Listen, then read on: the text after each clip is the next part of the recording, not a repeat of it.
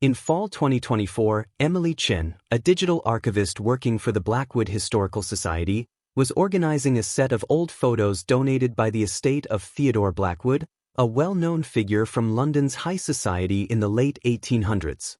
Most of the pictures were what you'd expect: stiff family portraits, scenic landscapes, buildings. But then, Emily came across something different. It was a large photo labeled Blackwood Estate Summer Gathering, June 21, 1888. Right away, she could tell there was something off. The scene showed a fancy garden party, with more than 40 people dressed in full Victorian fashion, women in detailed gowns, men in formal coats, servants in the background. Everything looked perfect. A little too perfect. The people's faces were slightly blurry, which was normal for the time, but there was something strange about them. In the center of the photo stood Theodore Blackwood, easy to spot thanks to his signature mutton chops and serious expression. One hand rested on a silver-handled cane, the other was raised as if welcoming guests. Next to him was a woman in a fancy cream dress holding a parasol, likely his wife, Lady Eleanor Blackwood. The event took place in the famous gardens of the Blackwood estate. The grounds were known for their sharp topiary designs and rare imported plants. Neatly trimmed hedges formed perfect shapes, and uniformed staff walked among the guests serving drinks. In the background stood the mansion itself, a towering example of Victorian Gothic architecture with pointed arches and elaborate stone carvings. Emily scanned the photo, but time and old tech made the faces hard to make out. Hoping to get more detail, she used new AI software designed to clean up and enhance historical images. It had worked well before, but never on something this complex with so many people. She had no idea what she was about to uncover. The next day, the enhanced version came in. At first glance, everything looked clearer, but the faces didn't look right. They looked off. Emily thought it might be a glitch, so she ran the enhancement again with different settings. As she zoomed in, she began to notice disturbing details. The faces didn't just look strange, they looked almost human, but not quite. Eyes too far apart. Mouths just a bit too wide. Noses with odd shapes. From one angle, they seemed normal. From another, almost bird-like. The result wasn't obviously scary, just deeply unsettling. You could mistake them for regular people until you really looked. And this wasn't a one-time glitch. Every version of the enhanced photo showed the same thing. Behind the polished appearance of an upper-class Victorian event was something else entirely. Emily began printing different versions of the photo and comparing them side by side. No matter what method she used, the facial features stayed distorted. It wasn't random. It was consistent. Especially the eyes, they seemed aware, like they were looking back. She decided to dig deeper into the Blackwood archives, looking for any mention of this garden party. The Blackwood family had been rich and powerful since the early 1800s, first in textiles, then in railroads, shipping, and banking. Theodore Blackwood, born in 1845, had grown the family's influence through sharp business moves and strong political connections. In 1867, he married Lady Eleanor Worthington, bringing together two powerful families. Their homes in London and the countryside were known for hosting elite gatherings. Emily found Theodore's journal from 1888. He wrote detailed notes about his daily life, but there was no mention of a party on June 21st. In fact, the whole week's entries were missing. Pages had been carefully cut out. Not torn. Deliberately removed. She examined the journal binding and confirmed the cuts were made with precision. Someone didn't want that week recorded. The rest of the journal was filled with detailed entries in fine handwriting, written in the faded ink of the time. Determined, Emily widened her search to newspapers from 1888. She looked through major publications and even local society pages. Nothing. No record of the garden party. But something else caught her eye. Over several weeks after that date, multiple reports of missing people surfaced around the Blackwood estate. Most were servants or working-class locals. None were tied directly to the Blackwoods, and the cases never made headlines. Just short blurbs that vanished without updates. The reports stopped abruptly by mid-July, as if whatever had caused them had come to an end. As Emily kept examining the photo, she started to see things she'd missed before. In the enhanced version, a symbol appeared repeatedly in the decorations. On tablecloths, in flower arrangements, even in the stone walkways, a hexagon with inner markings. It didn't match anything she'd seen in typical Victorian design. Once she noticed it, she saw it everywhere. It was part of the hedge's layout, the fountain tiles, the servants' uniforms, even how the furniture was arranged. It became clear this wasn't just a party. The event was built around this mysterious symbol. Emily drew it out and started researching. She eventually found a reference in a little-known book on secret societies in Victorian England. The symbol was called the Mark of the Eternal Guests and linked to a group known as the Blackwood Circle. According to the book, the group was founded by Thaddeus Blackwood, Theodore's grandfather, after a trip to the Amazon in 1823. Something he brought back changed him. The book, published in 1932, was called Shadows of Empire: Occult Practices Among the Victorian Elite.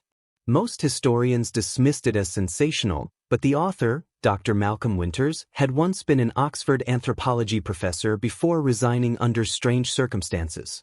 The book claimed Thaddeus returned from his expedition a different man. Once outgoing and social, he became withdrawn and secretive.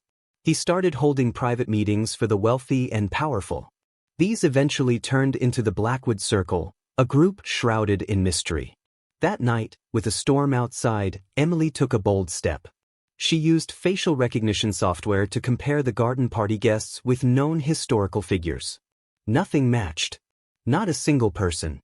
It was like they only existed in that one photo.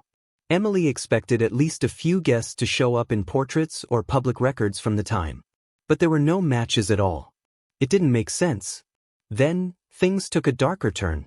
She was examining an old writing desk that had belonged to Theodore Blackwood when she noticed something odd. One drawer seemed deeper than it should be. A closer look revealed a hidden compartment. Inside was a sealed envelope and a strange object that looked like a monocle made from a shimmering, unknown material. The letter inside was written by Theodore, dated June 22, 1888, the day after the garden party. The black wax seal bore the same symbol seen throughout the photograph. To whoever finds this, the letter began, "Please listen. What we've done cannot be undone.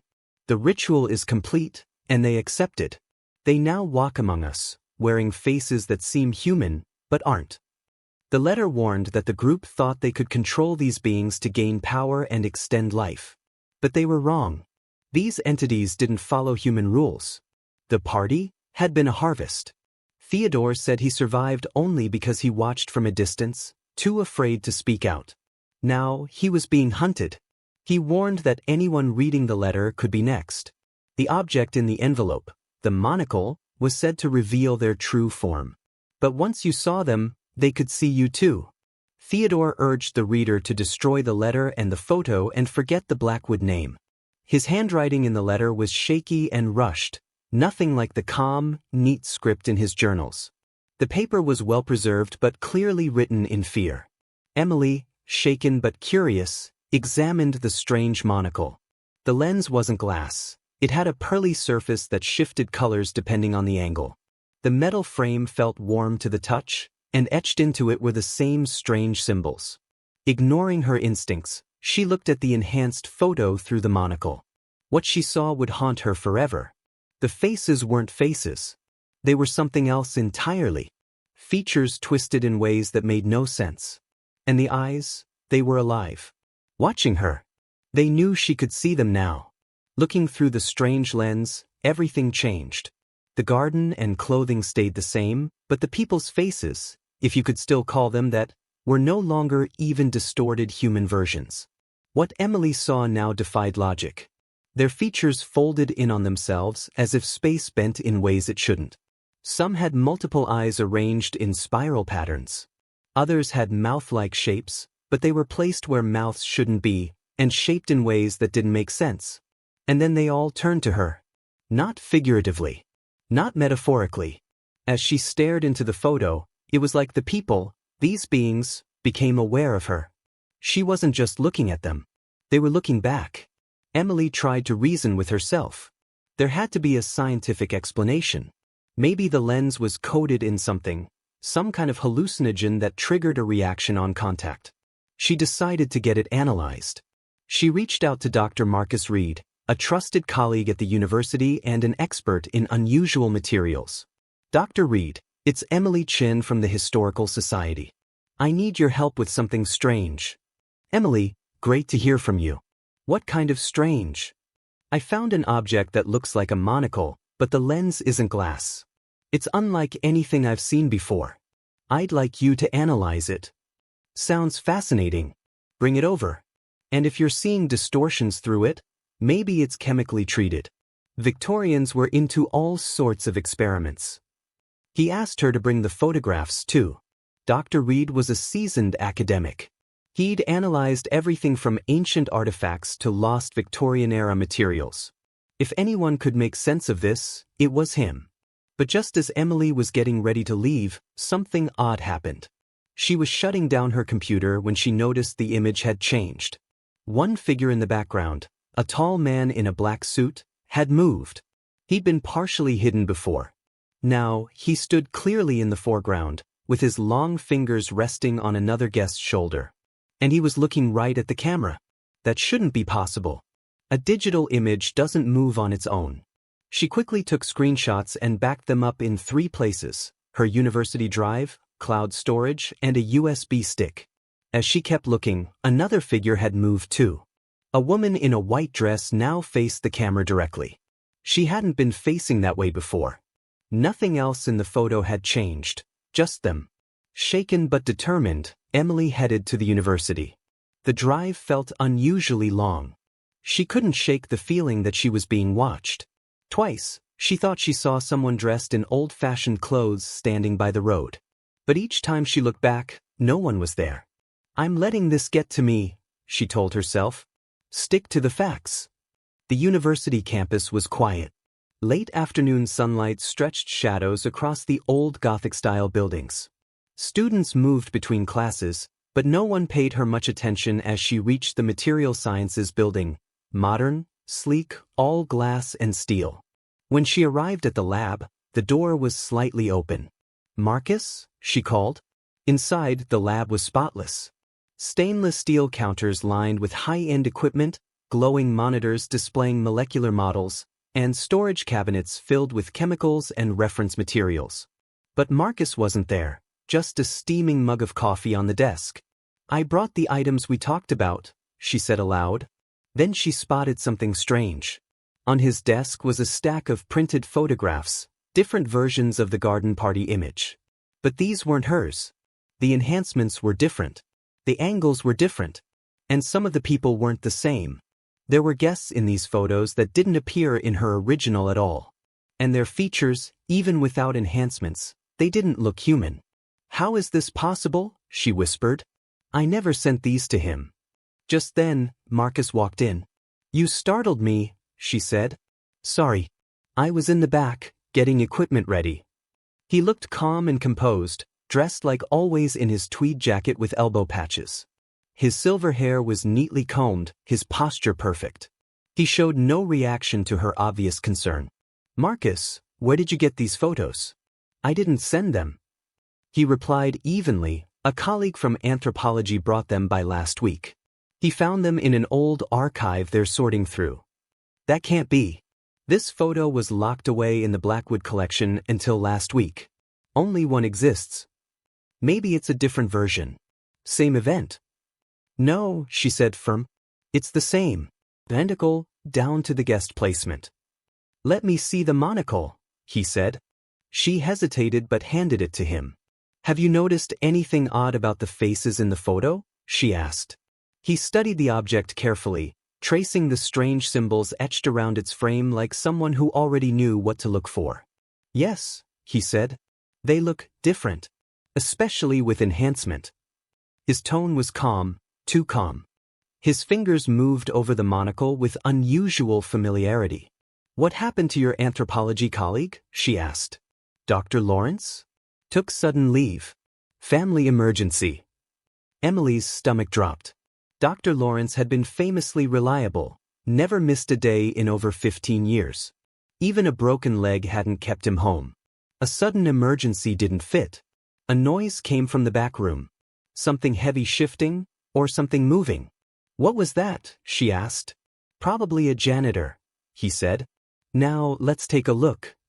He lifted the monocle and peered through it at the photograph. This is extraordinary, he said. Emily, you found something that's been hidden for over a century. His words made her uneasy. What's going on, Marcus? Do you know what's special about June 21st, 1888? He asked. It was the summer solstice.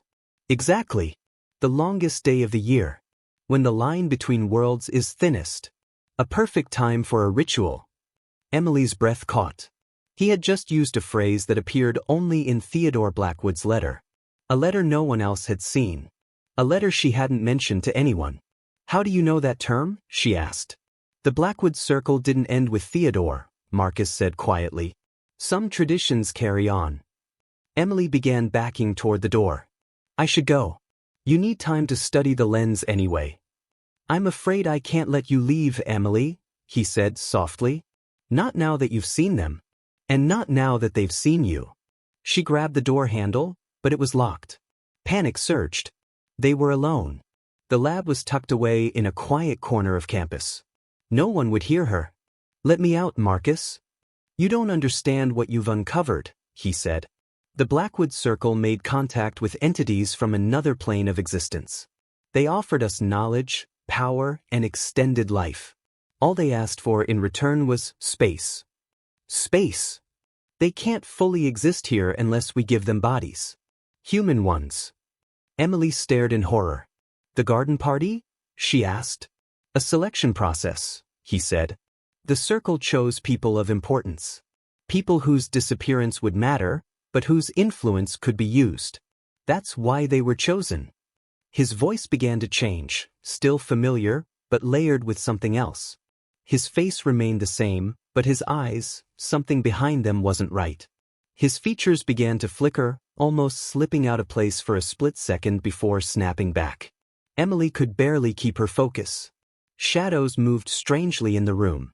The fluorescent lights flickered. You're insane, she said. Look at me through the monocle. See the truth. With shaking hands, she raised it to her eye and nearly dropped it. What she saw wasn't Marcus Reed. It was something wearing his face like a disguise. Beneath it was a mess of patterns and shapes that hurt to look at. Skin that rippled like liquid. Eyes and mouths layered in ways that made no sense. I'm still Marcus, he said calmly. At least, part of me is. But I've been sharing this body for 15 years. My guest is growing restless. This body's wearing out. We need a new one. His voice kept slipping, and his appearance followed. Every few seconds, parts of him broke down and snapped back together. You were watching me, Emily whispered. You changed the photograph. They exist in digital form now too, he said. Your enhancement didn't expose them. It woke them up. Behind him, the lab door opened. 5 more people entered, 3 men, 2 women, dressed like any group of academics. But something was off. Their faces weren't quite right. Too smooth. Too controlled. Their expressions didn't match their eyes. You've impressed us, Emily, Marcus said. You'd make a perfect vessel. They stepped closer. Stay back. Emily shouted. She grabbed a beaker and hurled it to the floor. Chemicals splashed, releasing harsh fumes that made everyone recoil. As the corrosive liquid ate into the floor, she snatched the monocle and her bag, backing toward the door. You're making a mistake, Marcus warned. You can't run now. They've marked you. Tears stung her eyes from the acid fumes, but she didn't stop. Tears blurred Emily's vision, but she still saw Dr. Reed's face begin to ripple again. The human features flickered, replaced by something else. Impossible angles, layers of shapes that didn't belong on any living thing. The others behind him were changing too. Their outlines wavered, less stable now, like they were struggling to keep up their human disguise. Emily didn't wait. She ran from the lab, sprinting down the hallway toward the stairs. She could hear them chasing her, more than one set of footsteps pounding behind her. While she ran, she grabbed her phone and called the only person she trusted. Jason, it's Emily. I need help. I'm in danger. Meet me at my place in 20 minutes, And don't tell anyone. Jason Patel had been her friend since grad school. Now a professor in digital archaeology, he used modern tech to uncover hidden pieces of history. If anyone could help her make sense of what she was seeing in those photographs, it was him. Emily, are you okay? What's going on? I can't explain now. Just get there. And Jason, don't trust anyone who says they're from the university. She ended the call just as she burst through the emergency exit and into the darkening parking lot. Shadows stretched long across the pavement. She fumbled with her keys, glancing over her shoulder constantly. As she pulled away in her car, she saw them, Dr. Reed and 3 others walking calmly out of the building. They didn't try to stop her. They just stood there, watching, like they already knew what would happen next. The drive home was a blur. Every red light felt too long. Every person she passed in vintage clothing made her pulse spike. By the time she reached her apartment, her hands were shaking. She locked the door, shut the curtains, and spread the enhanced photos across her dining table. One by one, she snapped new images of them with her phone and uploaded everything to a secure cloud. She wasn't going to lose this evidence. The monocle sat in the center of the table. Its lens still shimmered, even in the dim light. She stared at it, torn between wanting to understand and wanting to throw it away. Then, knock knock. She jumped. Emily, it's Jason. Relief hit her all at once. She rushed to unlock the door and pulled him inside before locking it again. Jason looked just how she remembered, disheveled hair, jeans, a rumpled shirt under a worn corduroy jacket. Kind, brilliant, always a little scattered, he was a younger version of Dr. Reed's buttoned-up academic style. Jesus, Emily, he said, seeing her face. You look like you've seen a ghost. She didn't waste time. Jason, I need you to believe what I'm about to say, no matter how crazy it sounds. For the next 15 minutes, she laid it all out. The photo, the distorted faces, Theodore's letter, the monocle, and Dr. Reed's terrifying transformation. Jason listened in silence, his face shifting from concern to disbelief to something closer to fear. So you're telling me this group has been, hosting non-human beings inside people for over 100 years? I know how it sounds, she said, but I'm not making this up. Look at the photos. She handed them to him. He took his time, scanning each one closely. As someone who'd spent years working with digitally enhanced images, he knew how to spot manipulation and errors. These faces are strange, but AI enhancement can cause weird distortions, especially with old, low-quality photos. Use the monocle, she said. Then tell me I'm crazy. He hesitated, then lifted the object and studied the images again. His expression stayed neutral until he reached the last photo, the one with Theodore Blackwood at the center. His face turned pale. This isn't human, he whispered. It's like something pretending to be human, but getting the details wrong. He lowered the monocle, visibly shaken. You believe me now? I believe something's going on. Whether it's real or not, I can't say yet. But this object, and these photos, they're not normal. Before they could say more, the doorknob rattled. Emily froze and motioned for Jason to stay silent. Miss Chen, a voice called. Building maintenance. We've had reports of a water leak from your unit. The voice was flat, a little too perfect, like someone practicing how to sound human. There's no leak. Everything's fine, Emily called back. We need to inspect the premises. Standard procedure. Emily peeked out the curtain.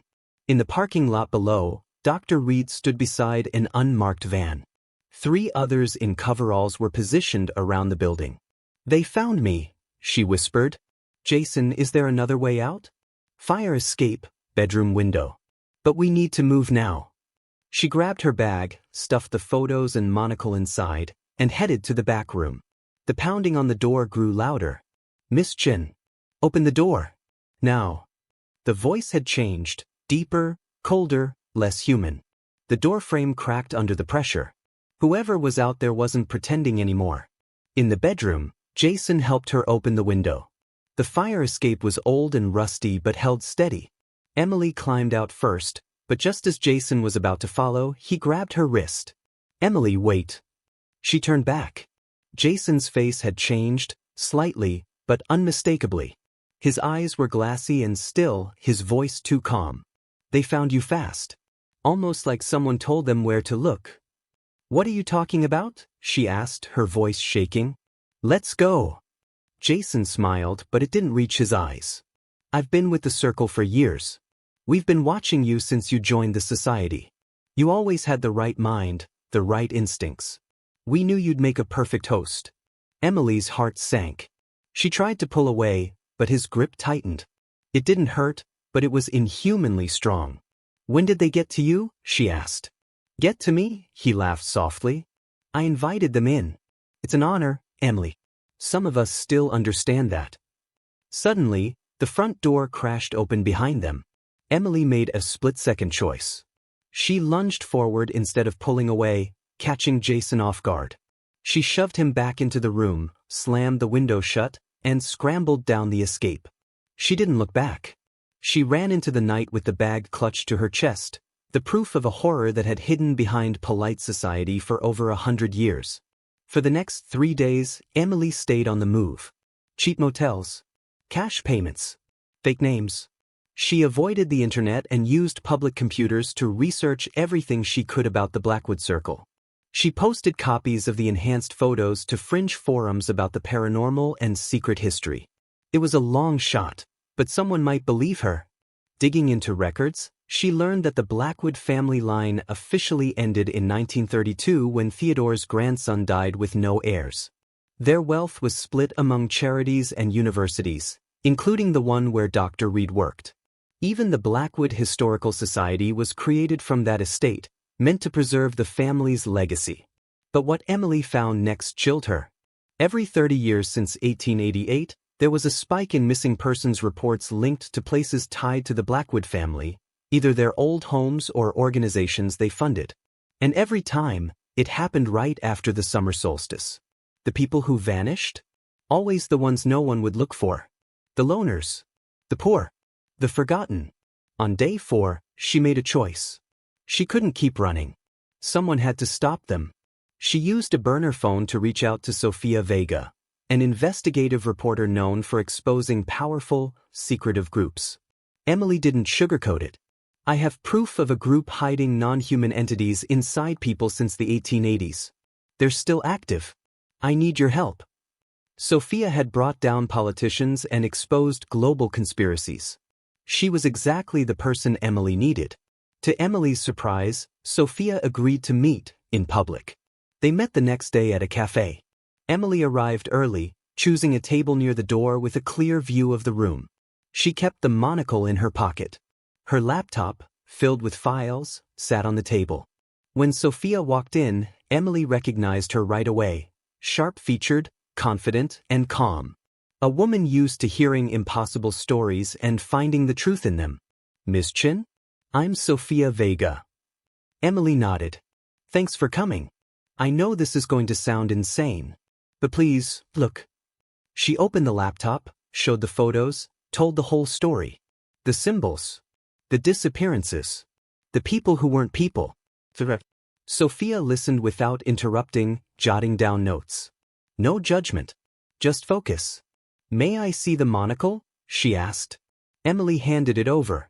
Be careful. Once you use it to see them, they can see you too. Sofia inspected it carefully, running her fingers over the strange markings. Then she looked through it at the photographs. She stayed quiet. You don't see it, do you? Emily asked. The faces. The wrongness. Sofia lowered the monocle.